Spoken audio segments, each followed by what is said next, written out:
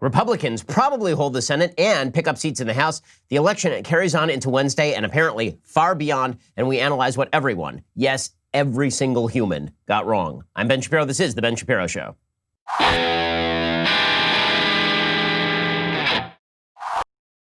The Ben Shapiro Show is sponsored by ExpressVPN. Surf the web with peace of mind. Sign up now at expressvpn.com/Ben. We'll get to all the chaos. And this is the most chaotic day in American political history, or at least that I can remember.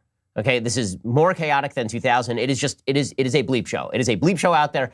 There are a bevy of states that are too close to call. We are the morning after the election. There's still a bevy of states that are too close to call. Arizona, Nevada, Wisconsin, Michigan, Pennsylvania, all too close to call. Georgia might be in that list.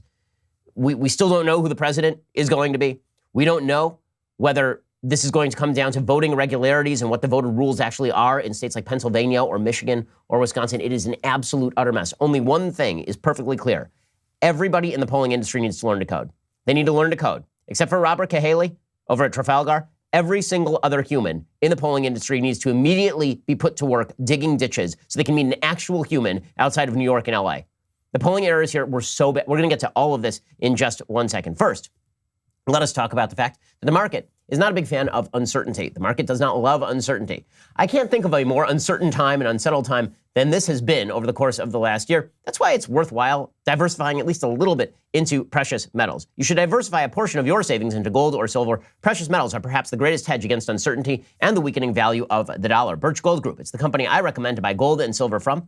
I buy gold and you should as well. Birch Gold will help you legally convert an eligible IRA or 401k into a precious metals IRA, or you can just buy gold or silver to lock in your personal safe. Text Ben to 474747. Get a free information kit on diversifying into gold, and then call Birch Gold. These guys are the best. That's why I've been endorsing them for years on end at this point. They have an A+ rating with the Better Business Bureau, countless 5-star reviews. Give them a call, get all the information, ask all of your questions, and then when you're ready to invest, do it with the people over at Birch Gold. Text Ben to 474747 to get started. Text Ben to 474747. Open a precious metals IRA. Secure your savings today. Again, text Ben to 474747 to get started. Okay, so I'm just going to tell you right up front, I'm exhausted. We were up super late last night, 12 hours of broadcasting time last night, and this thing is far from done. It is not over. Okay, this is not over by any stretch of the imagination. So here is the latest.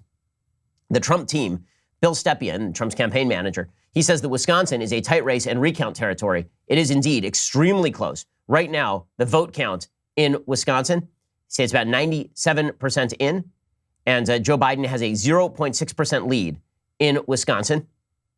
He's up by about 20,000 votes in Wisconsin, and there are apparently still another 100,000 votes still left to be counted in Wisconsin as of this morning. So that is where things stand right now. Okay, then you move on over to Pennsylvania. Trump right now, Pennsylvania is taking its sweet damn time. For all the talk about Florida, by the way, being, Florida man and crazy state, Florida worked beautifully. Florida reported its vote totals and we were done by early in the evening with Florida. We'll get to Florida in a second because it shows some real pathways forward for the Republican Party in the future and some real shortcomings for the Democratic Party that are quite delicious in a variety of ways. Pennsylvania, Trump right now is up about 10 points in Pennsylvania, which is about 534,000 votes. There's still 1.6 million votes out there to be totaled. Those are supposed to break heavily Democrat, so it's going to be extremely close in Pennsylvania. North Carolina, Trump is likely to win. Michigan is really, really close, like separated by 12,000 votes at this point. Biden up 0.2 points, 0.2. There's still about 500,000 votes to be counted in Michigan. Trump looks like he is going to finish off Georgia, so there's a lot of doubt last night as to whether Trump was actually going to win Georgia. It started off as likely Trump, then it moved to lean Trump, then it moved to toss-up, and now it's back to likely Trump at this point. Arizona is a state that is absolutely chaotic. Arizona was called very early on in the night by Fox News. They insisted that they were right, and now there's new information suggesting that maybe there are a bunch of votes outstanding in Arizona. So this is just an absolute mess. It's an absolute mess. The Trump campaign, Nevada is extremely tight. In fact, Nevada is only about 8,000 to 10,000 votes apart. And Nevada just decided they're not going to announce any new vote totals until tomorrow, which is this is all unconscionable. And guys, fix your election systems. Seriously. It doesn't mean that fraud is happening, but fix your damn election systems. So Stepien says, Michigan, they're confident in a pathway that includes the state. Nevada, they're claiming victory possible by 5,500 votes. And they're projecting optimism about Georgia and Pennsylvania as well. So recounts don't, as far as Wisconsin, recounts don't normally reverse 20,000 vote gaps. They don't. Usually it'll shift a couple hundred votes either way. In Florida, for example, George W. Bush and Al Gore, we had months of recounting, and it only shifted a couple hundred votes in Al Gore's direction. So shifting tens of thousands of votes on the basis of a recount is fairly unlikely. Trump campaign advisors believe that Arizona might still be in reach for President Trump on the regular count because they're still counting Election Day voters. So Trump could theoretically win Nevada and Arizona, and that would put him over the top. If Trump takes Nevada and does not win Arizona but wins Pennsylvania, then he could still be over the top. So this thing is not over yet, and this is putting aside the possibility of lawsuits. This is putting aside the possibility of irregularities being found. Right? So in other words, everything is a mess. Everything is an absolute mess. There are only a few things that are absolutely clear at this point in time. One is that the polls are damned garbage. So I've been bringing you the polls consistently. Okay, I've been bringing you the polls because I don't like operating in the absence of data. My bias in favor of data turns out to be a bias in favor of crap, because the data here was crap. Okay, the data here was garbaggio. And it was really garbaggio on the national level. The final Real Clear Politics polling average spread on this election had Joe Biden up 7 points nationally. 7 points nationally. Right now, in the national vote count total, Joe Biden is up by less than 2 points nationally. Less than 2. He's at just over 50, and Trump is at just over 48%. Okay, that is not 7 points. It is certainly not 10 points. I mean, I'm just going to read you some of the polls that were being trotted out the day before the election. The Economist YouGov had Biden up 10 points, 10.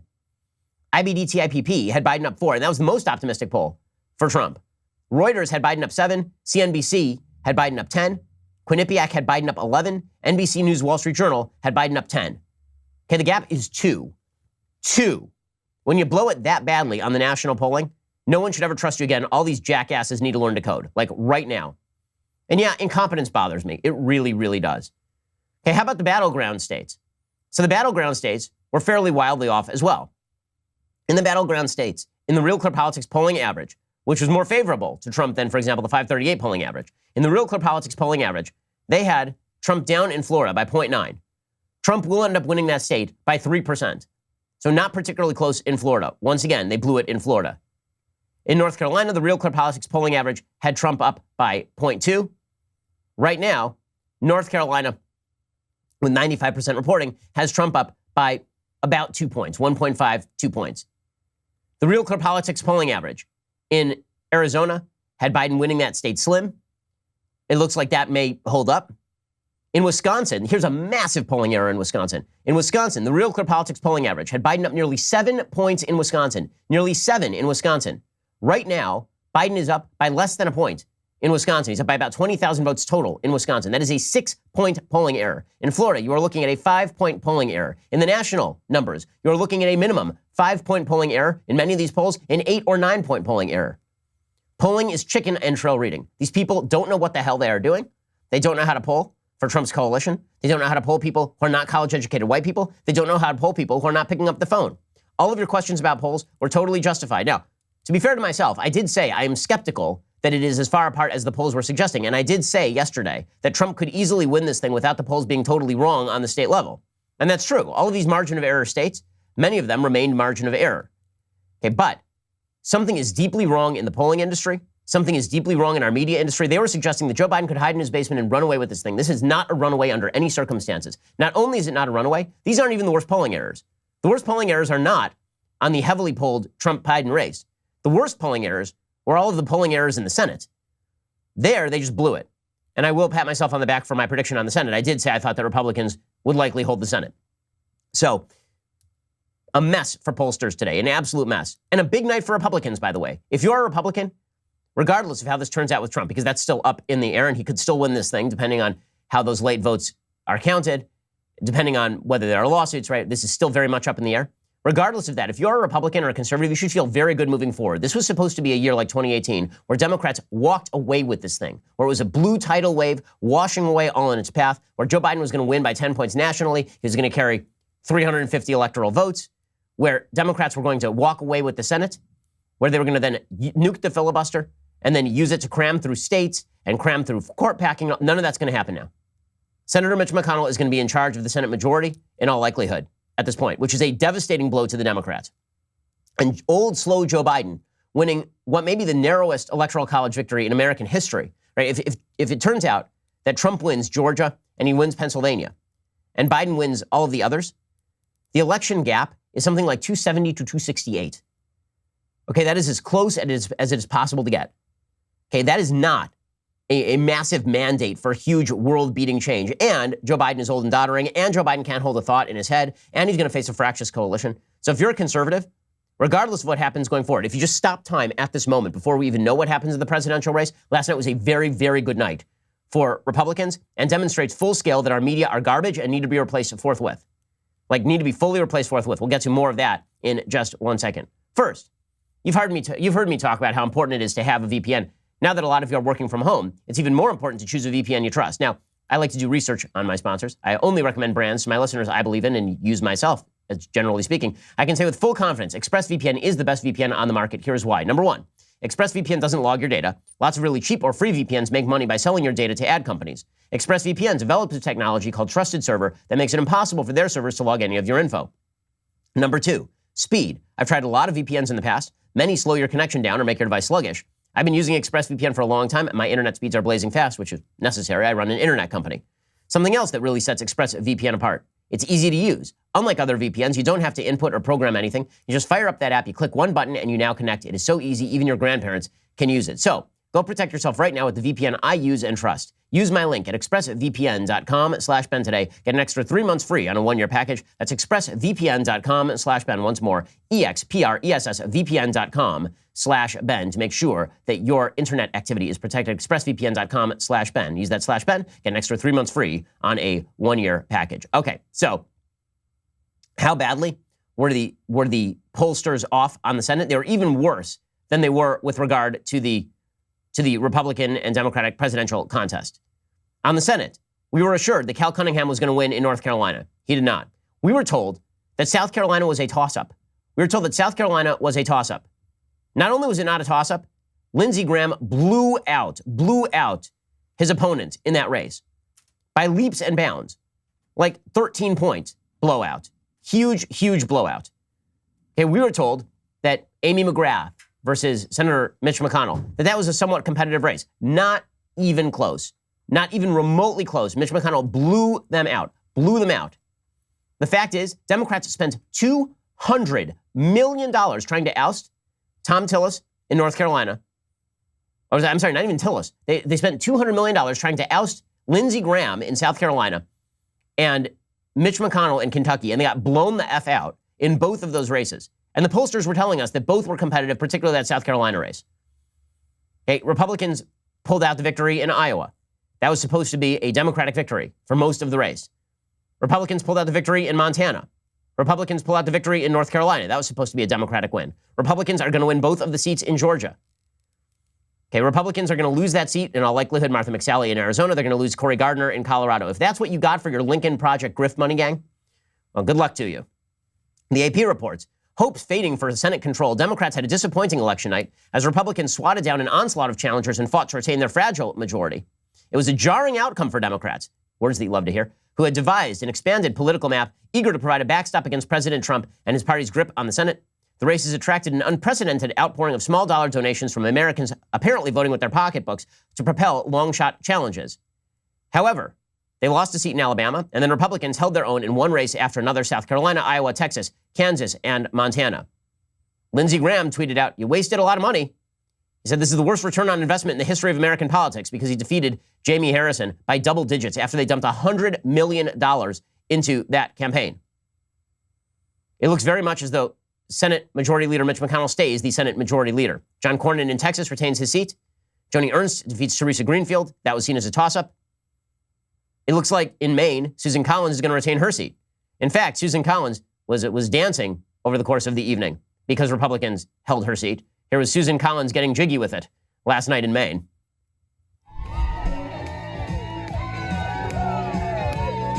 I mean, I'm not a huge Susan Collins fan, but I will say that Susan Collins holding that seat is a massive thing. There's a big difference between a 50-50 Senate in which Kamala Harris casts the deciding vote if indeed Biden pulls out the election, and a Republican majority in the Senate. So this is this is all good news for Republicans. Very, very good news for Republicans. And Republicans, based on the supposed data, had no right to expect any of that good news to materialize. Not just that, progressive candidates got skunked throughout the country. So in heavy blue districts, they won, right? AOC won re-election. That is not a shock. The Honorable Alexandra Ocasio-Cortez, Democrat of Twitch, of course she was going to win re-election. She's in a D+1 million district. But there are a bunch of progressive House candidates who are badly lagging in closely contested races, according to Josh Kraushaar over at National Journal. He cites 4 separate races in which members of the Justice Democrats, or at least adjunct members, lost their races last night. It turns out Americans are just not all that interested in that kind of garbage outside of Brooklyn. So Republicans are going to pick up somewhere, in all likelihood, between 5 and 10 House seats. Republicans are going to retain the Senate, which brings us back to the presidential race itself. So the pollsters got this thing wildly wrong. Why did they get it wildly wrong? Because they literally don't understand Trump's coalition. Because nobody really understands Trump's coalition. So I'm going to give you some exit poll numbers. These are astonishing, truly astonishing, because they do not fit the Democratic narrative at all, one iota. If one narrative should have died a gruesome death last night, it was the narrative of the woke. It was the narrative of the woke scolds. That simply shouting racist at everybody means that you're going to be able to create a really durable minority coalition to defeat the supposed racist white silent majority. Right? That narrative bit the dust last night, and it bit it incredibly hard. The media bit the dust last night. They spent 4 years declaring that Donald Trump is an abject racist, that he's a bigot, that anybody who votes for him is a racist and a bigot. And Americans not only shut up en masse to vote for President Trump, I mean, in huge, huge numbers. It was a record turnout year. This is the biggest turnout year in American politics since 1900. Okay, normally you would think, right, because of that conventional wisdom mythos, that big turnout helps Democrats. It did not last night. It was a huge turnout year, and guess what? Even if Joe Biden wins, it's going to be by the thinnest of hairs. By the thinnest of hairs on that balding pate, he is going to win the election if he wins at all. Okay, that is where things currently stand. And what's amazing is the coalition that Trump put together here. Okay, Trump's coalition is the future of the Republican Party. Trump's coalition is fascinating. It's fascinating because what we are watching is a rebuke to the woke mentality that demography is destiny, that demographics are destiny, that all you have to do is call Republicans racist and you can cobble together a huge supermajority of Hispanics and blacks and Asians, and then you can just replicate the Obama coalition. Once again, the Obama coalition only works for Barack Obama because Barack Obama was a unique candidate. He was the outlier. Barack Obama is not the new Democratic Party. Barack Obama is not the future pathway for the Democratic Party. Barack Obama was a unique candidate at a unique time. The reality, I mean, these exit poll numbers are going to blow your mind. While Democrats continue to maintain that it's just that half of Americans are racist, that's why Trump did so well last night, regardless of final outcome. While they maintain that, the reality is far different. If Trump loses, it's going to be because he lost a share of white men. Not kidding. Not kidding. These exit poll numbers are a ringing rebuke to everybody in the media who thought that they had any fix on this election because after 2016, they said, oh, well, maybe we'll go out into the sticks and we'll talk to some of these Trump supporters. And it was as though they were Steve Irwin exploring the wilds. And it turns out they didn't understand Trump supporters. They didn't understand nearly anything about how politics works in the country. They intellectualized their way into believing that if they went with the intersectional coalition, it was going to carry them to victory. And it absolutely did not. It was a horrible night for intersectionality last night. It was a horrible night for the woke, which is a great night for the country. We're going to get to more of that in just 1 second. First, let us talk about a good night's rest. So, needless to say, I did not get much rest last night. There are 2 reasons for that. One, there was an election last night, and that was really damn stressful, and it is still very, very stressful. 2, I wasn't in my bed. I wasn't in my Helix Sleep bed. I need my Helix Sleep mattress because it was made for me. Helix Sleep has a quiz. It takes just 2 minutes to complete and matches your body type and sleep preferences to the perfect mattress for you. Whether you're a side sleeper or a hot sleeper, whether you like a plush or a firm bed, with Helix, there's no more confusion and no more compromising. Helix Sleep is rated the #1 mattress by GQ and Wired magazine. CNN called it the most comfortable mattress they've ever slept on. Just head on over to helixsleep.com/Ben, take their 2-minute sleep quiz. They will match you to a customized mattress that'll give you the best sleep of your life. They even have a 10-year warranty. You get to try it out for 100 nights risk-free. They'll even pick it up for you if you don't love it, but you're going to because they made it just for you. It is that comfortable. My wife and I have one. It is like sleeping on a cloud. It's great. Helix is offering up to $200 off all mattress orders for our listeners right now. Get up to $200 off at helixsleep.com/Ben. Again, that is helixsleep.com/Ben. Go check them out right now. helixsleep.com/Ben. Alrighty. So here are some of the numbers from the exit polls. And again, these are absolutely stunning. I mean, these are astonishing numbers from the exit polls. So Trump won men. This is the New York Times exit polling. Trump won men 49-48. He lost women by 13. Okay, that was perfectly predictable. That was the only predictable part of the night. He won 57% of the white vote versus 42% for Joe Biden. Among black Americans, there was some early data that suggested that he may have won in places like Florida up to 14 or 15% of the black vote. Even by the New York Times estimate, he won 12% of the black vote. Okay, last time around, he won, I believe, 7% of the black vote. So he radically improved his showing among black Americans. He radically improved his showing among Hispanic Americans. He won 32% of the Hispanic vote. He won 31% of the Asian vote. Okay, these are not numbers that the media were even close to expecting, right? He improved his share with black men, black women. He improved his share with elderly Americans. I'm sorry, he didn't improve his share with elderly Americans, but he held them. He improved his share with virtually every demographic subgroup in the United States with the exception of white men. I'm not joking. That is a thing that happened last night. Okay, and maybe what that says is that Americans want to be campaigned to as individuals. See, here's the thing about Trump. He cuts through this group identity crap because everybody has an individual opinion of Donald Trump. Nobody has the image of Donald Trump that is written on the wall by the media about Trump. I've been very critical of Trump's use of Twitter. I'm very critical of some of the things that I think Trump has said that are wrong. But it is absolutely true that he has a unique connection with American voters because he is so prominent, because everybody knew who Donald Trump was before he ran. It made it very difficult for the media ever to box him in or paint him as exactly what they wanted him to be. And this is reflected in a lot of these exit polling results. I mean, people should feel astonished by this. They should feel shocked by this, and they should feel really optimistic about all of this. Because what this means is that the demographic stranglehold that we were told Democrats have on Hispanic voters does not exist. The Democratic stranglehold that supposedly had on black voters, that has been wildly overrated.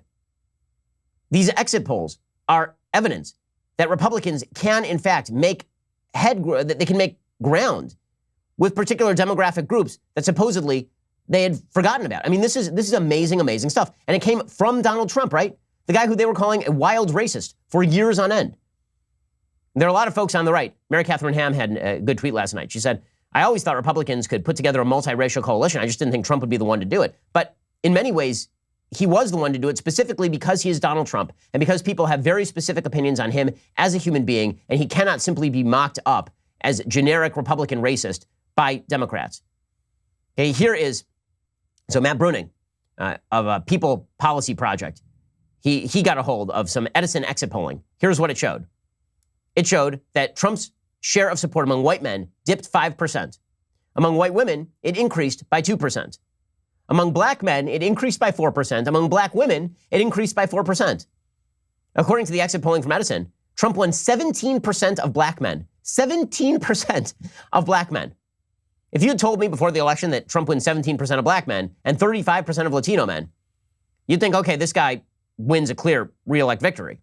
He just lost a little bit in the white male category, and that's a very, very large category in the United States. So he made headway with Latino men, with Latino women, with black men, with black women, with other, so that would include Asian Americans, and 36% of the vote with the other group in the United States. And that is an amazing, amazing, and that bodes so well for the future of the country. Honestly, that's the thing that makes me most optimistic from last night. Because what that says is that the intersectional bullcrap that we have all been fed, that we ought to think of each other in terms of group identity, it is a lie. It is a lie. And you can fight back against that lie. And Donald Trump deserves full credit for fighting back against that lie, for not caving to the lie that he is a racist, for not caving to the idea that he has to be defined by the media, for not accepting the premise of all of their questions that America is a racist and terrible place, that you can win minority voters while saying that America is a wonderful place that is not a Black Lives Matter hellscape. That is an amazing, amazing thing. And it bodes really well for the future of the Republican Party. I want to point out specifically in just 1 second what happened last night in Florida. Because Florida is the future of the Republican Party. My new home state. Wonderful, wonderful state. We'll talk about that in just 1 second. First, let us talk about getting in shape. So, over the course of this pandemic, a lot of people gained some weight because you were home a lot, and that meant some stress eating and all the rest. Well, one thing you have to change if you actually want to change weight is your habits. It really isn't so much about diets, because people go on diets and then they go off diets. It really is about changing how you think about health, how you think about exercise, how you think about what kind of food you put in your body. And this is where Noom comes in. Noom is the habit-changing solution that helps users learn to develop a new relationship with food through personalized courses. Based in psychology, Noom teaches you why you do the things you do and empowers you with the tools you need to break bad habits and replace them with better ones. Noom isn't a diet, it's a healthy, easy to stick to way of life. Noom has one of the biggest, most accurate food databases available, lets you track meal habits, visualize portion sizes, and see calorie density at a glance. We're all strapped for time. Noom asks you to commit 10 minutes a day for yourself. You're human, and if you go off track, there's no shaming. Just tips to help you get back on track tomorrow. What you need is to change your habits. Change your habits, you'll change your health. That's what Noom is for. I've been using Noom myself. It's why I'm in svelte shape at this point. Go check them out right now for your free trial at Noom.com/Shapiro. Sign up for that trial today. Noom.com/Shapiro. NOOM.com/Shapiro to start that trial today. Go check them out right now. NOOM.com/Shapiro. Okay, so Florida was a source of early excitement for Republicans last night as well. It should have been. Trump cultivated the Latino vote in Florida and it paid off, reported NBC News last night. Around 55% of Florida's Cuban-American vote went to Trump, according to NBC News exit polls. 30% of Puerto Ricans, 48% of other Latinos backed Trump. Trump won the state going away. He drastically improved his support in Miami-Dade County. He went from 334,000 votes in 2016 to at least 529,000 votes in Miami-Dade County. Biden did not grow Democratic support in the county. In other words, Trump went places that people had not gone. He went to Democratic counties, and he stumped for votes, and he got those votes. And all credit to my security guy in Florida, who happens to be of Latino extraction. He said, you're going to be shocked by the amount of turnout that you see for Donald Trump. And he was absolutely right. It's one of the reasons why I've been saying for a couple weeks now that I think Trump is going to win Florida. Trump's popularity meant that other House Democrats fell. Representative Debbie McCassell Powell is the first South American-born member of Congress. She was trailing Carlos Jimenez, the Miami-Dade mayor, in her congressional race. And Representative Donna Shalala is out, trailing TV host and commentator Maria Elvira Salazar. Okay, this is largely because Democrats have embraced the mantle of socialism. And it turns out when you embrace the mantle of socialism and you are attempting to gain ground with crowds who have come from socialist countries, you know who doesn't like socialism? Everybody who's ever lived in a socialist country. You know who loves socialism? A bunch of white people who don't live in socialist countries. That's the message of what happened in Florida.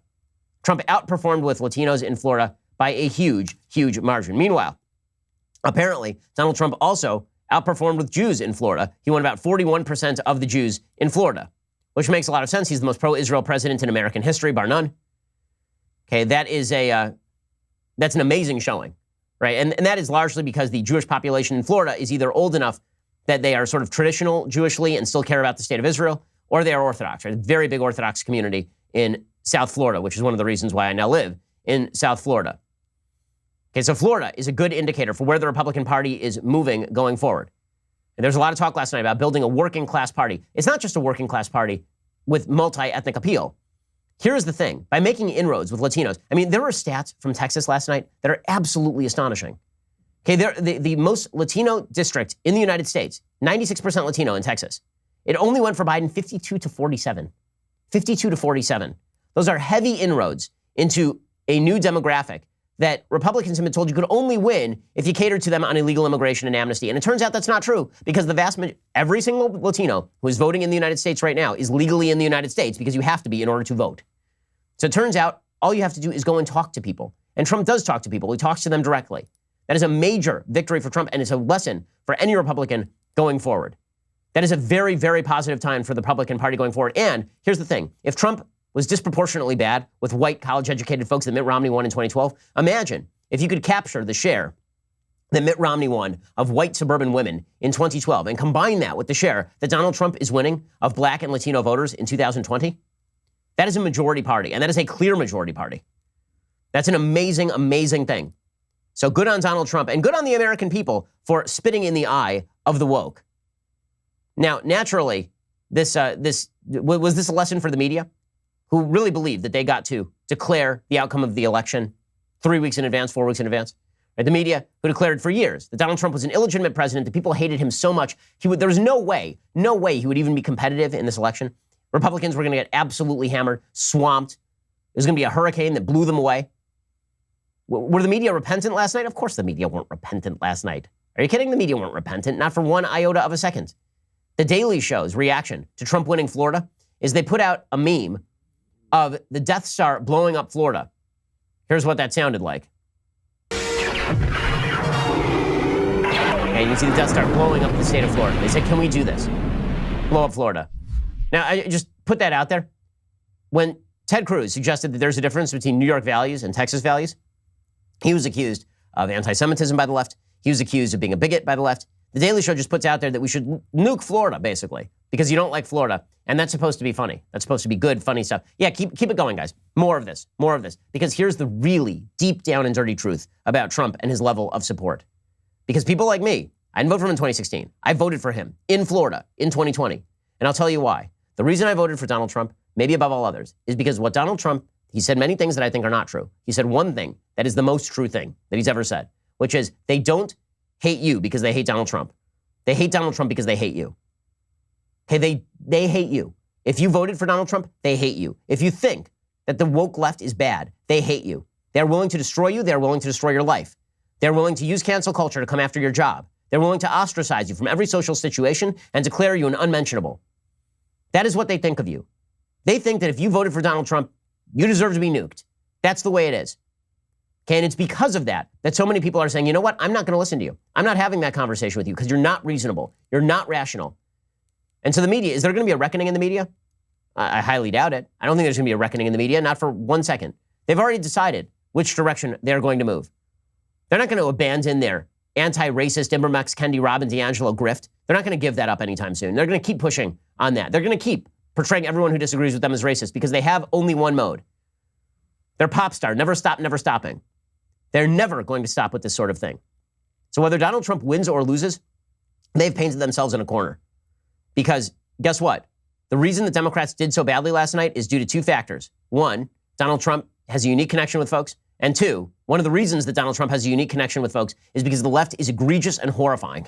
Because the woke left is egregious and horrifying and terrible in every way.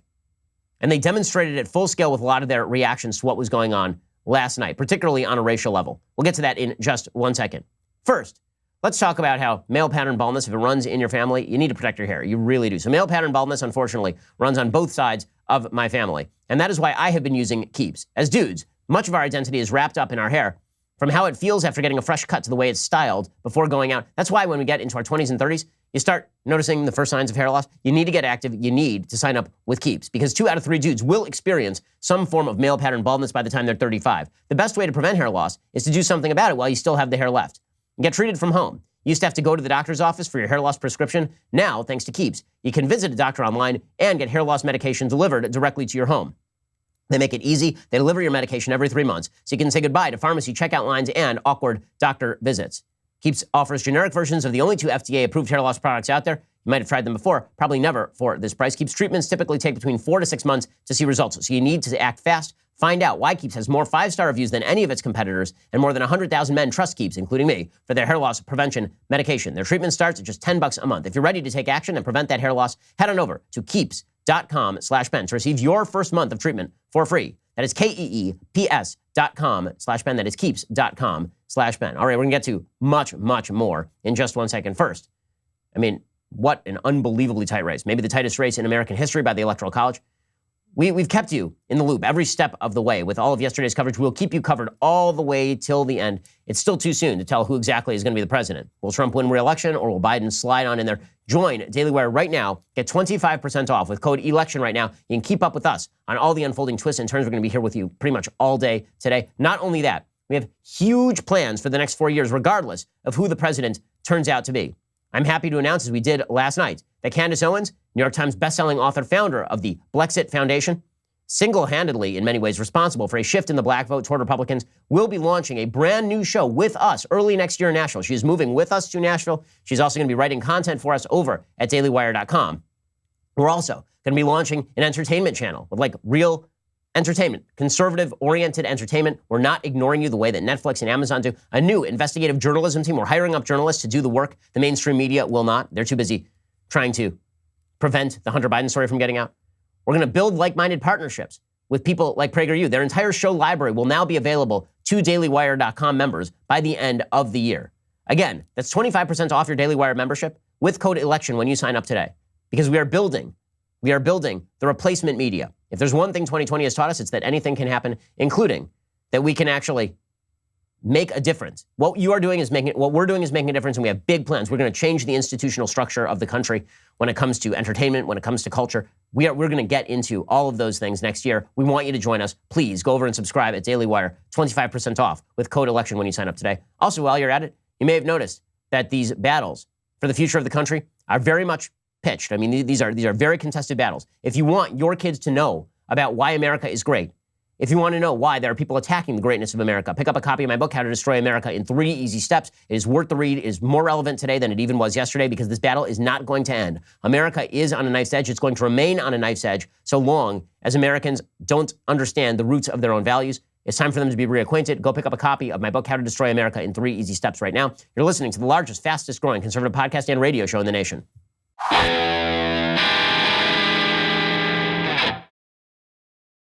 Alrighty, so the amount of scorn that the media have, I don't think that ends. So there was a lot of talk after 2016 about how we're going to go out, we're going to investigate the Trump voter. And then within 5 minutes, they were like, you know what? It's easier just to call Trump a racist. It's easier just to follow what he does on Twitter and call him a racist. And you know what? That had no impact. None. Not only none, less than none. Because Trump did pick up votes. He did. He's going to win a broader share of the electorate this time around than he did last time around. And whether or not he ends up winning the election. And if you think that Democrats are simply going to abandon their woke priorities, you have another think coming. Okay, they are not. I just have no faith that they are going to give up on the wokeness culture that they have promulgated here. Nicole Hannah-Jones tweeted last night in the aftermath of Florida, which again, Florida was a devastating rebuttal to the entire intersectional philosophy. Latinos voting in outsized numbers for Donald Trump, 55% of Cubans voting for Trump. A huge percentage of Latinos generally across the country voting for Trump. He picked up Hispanic women, he picked up Hispanic men, he picked up black men, he picked up black women. All of those numbers were up. So naturally, Nicole Hannah-Jones, the in-house racist at the New York Times, tweeted out, one day after this election is over, I'm going to write a piece about how Latino is a contrived ethnic category that artificially lumps white Cubans with black Puerto Ricans and indigenous Guatemalans and helps explain why Latinos support Trump at the second highest rate. So you see, you're not truly Latino unless you vote for Democrats, according to Nicole Hannah-Jones, just as you're not truly black if you don't vote for Democrats, according to Nicole Hannah-Jones. The racism is not going to stop. They cannot give up on this narrative because they believe it is still their pathway to power. They don't want to make the arguments on behalf of their own policies. Their policies are not popular. So they are going to continue to rely on this character assassination of everybody who disagrees. So now, according to Nicole Hannah-Jones, Cubans are white. Did you know that? Cubans are white now. Why? Because they voted Republican. And presumably, as an increasing share of Venezuelans vote Republican, they too will become white. And the only people who will not be white are the people who vote how Nicole Hannah-Jones wants them to vote. Because in Nicole Hannah-Jones' world, the way that she uses white as a stand-in for evil. And therefore, if you are a Cuban and you voted for Trump, you are evil, thus you are white. Right? This is pure unbridled racism. That's the lady who founded the 1619 Project and is the de facto editor of the New York Times. She wasn't the only person to say nonsense like this.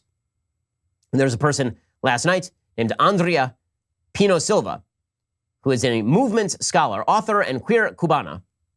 She tweeted out, the Cuban vote is not the Latino vote. Cubans have been sold a narrative that they have a guaranteed path to whiteness, and many will sell out every other minority to get it. Trump's appeal is the appeal of white supremacy. Doesn't matter he won an increased share of black voters, doesn't matter he won an increased share of Latino voters. None of that matters. The only thing that matters is that if you voted for Trump, it is because you are a vicious, brutal racist. Al Sharpton, another vicious racist who has a slot over on MSNBC, he said this last night. He said the Cuban voters are just stupid. That's what happened. Cuban voters bought the socialist propaganda that Joe Biden and Kamala Harris were socialist. Okay, well, it turns out that they bought into it because Democrats have embraced that label. Bernie Sanders calls himself a socialist. Democrats call themselves progressives, which in many South and Latin American countries is a synonym for socialist. That is their fault. But here's Al Sharpton pretending that Cubans are just stupid. That's why they're voting for Trump. We don't have the same dynamics that we have in Florida, where you have, like in Miami-Dade, I think it was Joy pointed out, a large Cuban influence in terms of Cuban voters who look more to the propaganda that we're dealing with socialism and all, that offset a large black turnout. Okay, so again, it's all about the supposed whiteness problem. Right? Arne Duncan, the former education secretary under Barack Obama, he tweeted out last night, we should stop talking about red and blue. We should start talking about whiteness. They're not going to let go of this. Not in any way, shape, or form. So if you think your media are going to suddenly learn a lesson wrong you are. The same media who have been lying to you. And honestly, I don't know how to read the polls being this wrong nationally, except that these people either are in such a deep bubble that they have internalized their own inability to poll Trump voters and then pretended that they live in a universe of their own making, or this was a lot of push polling, right? This was a lot of polling that was designed to disintegrate Trump support, particularly in battleground states, by saying that states like Wisconsin and Michigan were out of reach. Okay, but the media are not going to shift their story. The media have a narrative. The media have an agenda, and we need to replace them. The media were worth a minimum of 5 to 10 points for Joe Biden in this election. If it were not for the media, that is a minimum. If it were not for the media, if the media had covered Donald Trump honestly, if the media had covered politics honestly, if the media weren't damned liars in pursuit of an agenda, Donald Trump would have won easily last night. Easily. Because even if Donald Trump loses, we're going to be talking about Donald Trump losing by a combined total of probably under 100,000 votes in Pennsylvania, Michigan, Wisconsin, and Arizona, and Nevada. Right? It's an extraordinarily close election. The media sort of let the cat out of it's fun to watch the media rewrite the narrative in real time. So it was a bad night for the media last night. You could see they were downcast about all of this. Obviously, the most fun person to watch was Cenk Uygur over at the Young Turks. He just lost it, Cenk Uygur. Now, to be fair, Cenk is an opinion host. He is not an objective journalist. We'll get to our objective journalisming friends. We're journalisming all over the place. The journalism was hot and sticky last night, all over CNN and MSNBC. But we would be remiss if we did not play Cenk losing his mind last night. Forget him being a racist. Forget him being a fascist. The guy's IQ is lower than 70. He's an idiot. He's a total moron. And you couldn't figure out how to crush him in an election? Man, the corporate Democrats and the mainstream media suck at this. They absolutely, positively suck, and they brainwash smart people into compliance. Okay, so he's right about the mainstream media brainwashing people into compliance. He's just hilariously wrong about the idea that if the Democrats had tacked way to the left, they would have done better in this election. Okay, the only reason that they were even competitive in this election is they ran a dead man who was a vessel for all anti-Trump sentiment in the country. Imagine how bad this would have been. If Bernie Sanders had won, Trump wins going away, right? I mean, given these results, if Bernie Sanders had been on the ballot, this thing is over early in the night for Trump. Okay, but let's go to the objective media. So watch as the narrative shifted last night in the objective media. So Jake Tapper on CNN said, a Biden blowout was always a pipe dream. Was it, though? Because I'm old enough to remember, because I'm more than 1 day old, when the entire media was declaring that there was a 90% shot that Biden was going to win because he was going to blow out Trump, right? That the national polling was showing that he was up 7 to 10 points. So here is Jake Tapper now rewriting the story so that Biden blowout was apparently always a pipe dream. The Biden people, we should say, have not conceded any Florida or Georgia or North Carolina, and they feel very good. They still feel good about North Carolina. They still feel very positive about Arizona and the blue wall. But it's just not going to be, as some Democrats were hoping for, that they thought it was going to be an early landslide, which was really always a pipe dream. Okay, well, why was that a pipe dream? I mean, seriously, we were told that was actually not a pipe dream. That was a heavy possibility by many members of the media. Not Jake specifically, I assume, but many, many members of the media were saying that it was a foregone conclusion that Biden was going to blow out Trump. Right? Trump was going to lose North Carolina, he was going to lose Florida, he was going to lose them early, and the night was going to be over by 7 p.m. Pacific time. Okay, Brian Williams let the cat out of the bag. He was like, yeah, the numbers so far have been frustrating for our viewers. Yeah, you're damn right they're frustrating for your viewers because they're a bunch of liberal partisans. We are coming up onto the top of the hour. We are at the point where there's not many poll closings left, but there are a few, particularly as we get to the West Coast, and there are a number of states left to call. And boy, does some of the numbers start to add up as we get late in the night, however frustrating this night is for many, many of our viewers. Okay, yep, it is very frustrating for many of the MSNBC viewers because it did not go how they wanted. Van Jones was extremely upset last night at the results. He lost it. He says, this just hurts. It just hurts. There's a moral victory and there's a political victory. They're not the same thing. The political victory still may come. But I think for people who saw babies being snatched away from their mothers at the border, for people who are sending their kids into schools where the N-word is now being used against them, for people who have seen this wave of intolerance, they wanted a moral victory tonight. We wanted to see a repudiation of this direction for the country. And the fact that it's this close, I think, it hurts. It just hurts. Okay, and it does hurt members of the media because they had a narrative and the media completely imploded on them. In the middle of the night, I will say it was kind of wonderful to watch George Stephanopoulos enter into an arena of panic. So George Stephanopoulos last night began to lose it in the middle of the night. It was kind of funny. It may be a little early to start to play on narratives, but Emmanuel, let's try to do a little bit. This is looking a little bit right now like a replay of 2016. Well, I'm not sure. The problem we have is you have so much early voting, and every state is different of when they count that. And so we're looking at counties, and you can extrapolate. I mean, you look at how close Ohio is. It's basically 6% right now, better than it was in 2016. But you look at, I think it's still going to come down to Pennsylvania. Okay, and you could see the panic in Democrats' eyes all throughout the evening. Are they going to shift because of this? Because they got this so wrong? There are a lot of tweets this morning from a lot of folks on the center left about how they need to rethink how they have framed American politics. You think they will? I really, really think not. I really, really think not. I don't think that's going to happen. Okay, so where do things currently stand? So the current update is that Wisconsin has told NBC News that they are done counting and that Biden has won Wisconsin. Nevada is not done yet. Nevada has Biden up by about 8,000, 10,000 votes, but they're not resuming until tomorrow. Arizona was called for Biden last night, but Republicans keep insisting that Arizona is still open. I've talked to Trump campaign operatives who say that the final count in Arizona is going to be a lot closer than what they're talking about right now, at the very least. Apparently, Biden is up in Michigan right now, but Trump is up in Pennsylvania as well as Georgia. So this thing is still very much up in the air. And that is putting aside any and all legal challenges that could be brought. It's putting aside mandatory recounts in Wisconsin. If they're within margin of error, there's a mandatory recount. You know, all of this is still a mess. So could Trump still win it? Sure. Does he have an uphill path? At this point, he does have an uphill path. Right? It would be nice if he had won Arizona. If he'd won Arizona, then this election would basically be over at this point, right? If he won Arizona, then he would win Pennsylvania, and then this sucker would be done. Okay, so last night, Joe Biden came out and he suggested that they were on track to win the election. Here was Joe Biden's statement. This is very, very late last night. We believe we're on track to win this election.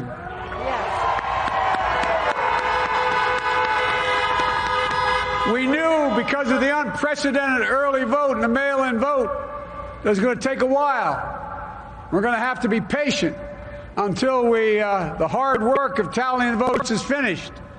And it ain't over till every vote is counted. Every ballot is counted. Okay, so there he was saying that he expects that they're going to win. Then President Trump came out last night and he gave a statement. He did a much more comprehensive statement on the vote. So first he tweeted out that they were winning big. He said, "We are up big, but they are trying to steal the election. We'll never let them do it. Votes cannot be cast after the polls are closed." Presumably there he is talking about Pennsylvania, right? That he says we're up big and they're trying to steal the election. Okay, at the time, they were up big in the vote count, right? I mean, that's not false. Doesn't matter. Twitter tried to dispute the tweet and said that it was irresponsible and all the rest, right? Because this is Twitter's mandate. Twitter is now the arbiter of all truth. What he's talking about there is the Pennsylvania state rules that do not make it clear whether or not you can count a vote that has been cast after Election Day, even if it has no postmark. Right? That is what he's talking about there, presumably. Okay, so last night, Trump comes out and he says, he looked a little bit downcast because I think he wanted to walk away with the victory on the night of, obviously. He says, we're winning Pennsylvania. Most importantly, we're winning Pennsylvania by a tremendous amount of votes. We're up 690,000 votes in Pennsylvania, 690,000. These aren't even close. It's not like, oh, it's close. With 64% of the vote in, it's going to be almost impossible to catch. And we're coming into good Pennsylvania areas where they happen to like your president. Okay, so he said that about that analysis of Pennsylvania may very well end up being right. Trump may end up winning Pennsylvania. Then Trump says that in his opinion, they've already won the election, which of course is a step beyond what Biden said. So what Biden said was, I think we're on a path to win the election, which is an opinion. Trump says we did win the election, is an overstatement, right? And he shouldn't say it, right? As the president of the United States, you should wait for the votes to be counted and then declare victory. You shouldn't declare victory in an election where the votes have yet to be counted.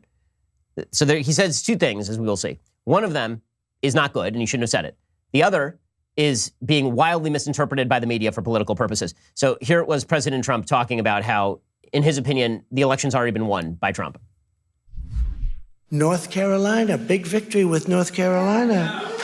And so we won there. We lead by 76,000 votes with almost nothing left. And all of a sudden, everything just stopped. This is a fraud on the American public. This is an embarrassment to our country. We were getting ready to win this election. Frankly, we did win this election. Okay, so that statement that we won the election and there's fraud happening all over the country.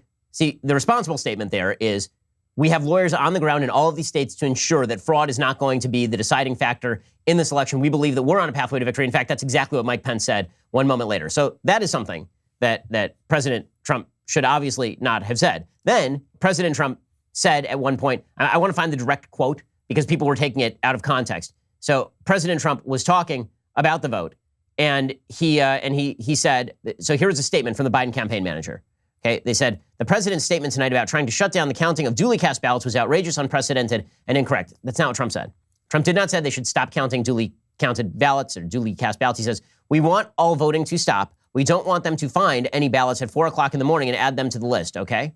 Now we want all vote counting to stop. In fact, Trump was protesting the fact that there were random stoppages of the vote counting last night, right? There was this weird 2-hour gap where all of a sudden all the states kind of stopped at once, stopped reporting ongoing election counting results and started reporting them in bulk. When Trump said we want all voting to stop, we don't want them to find ballots at 4 o'clock in the morning and add them to the list, he's clearly saying we don't actually want them to manufacture votes in the middle of the night and then use that to make up the margins.